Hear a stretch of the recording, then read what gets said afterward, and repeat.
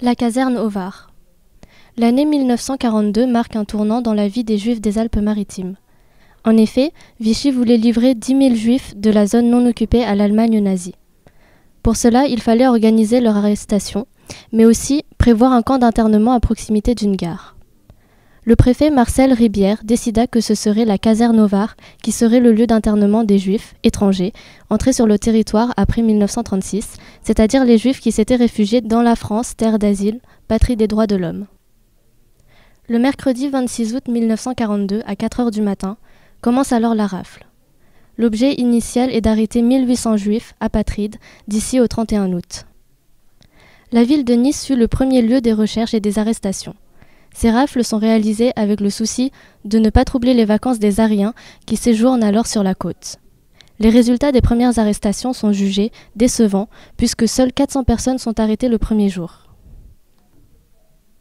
Cela peut s'expliquer à la fois par le rôle qu'a joué la résistance qui avait réussi à prévenir plusieurs personnes et à les cacher, mais aussi parce que la grande rafle du Veldiv avait poussé beaucoup de Juifs à la méfiance, voire à changer de domicile.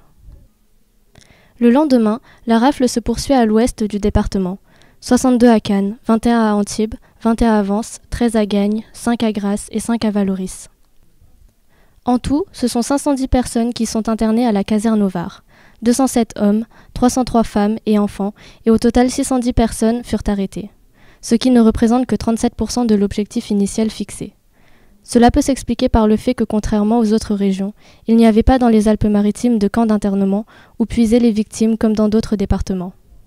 Ceux qui furent internés dans la caserne au Var furent regroupés à 40, voire 60 personnes par chambrée. La Croix-Rouge fournit des infirmières et 4 docteurs pour leur prêter assistance, mais tous craignaient d'être livrés aux Allemands. Lorsque le 31 août arriva, le préfet Ribière réquisitionna des wagons de la SNCF pour transporter les détenus et les conduire au camp de Drancy. Des convois continuèrent jusqu'au 12 novembre, transportant au total 664 personnes, soit 11% des raflés de la zone non occupée.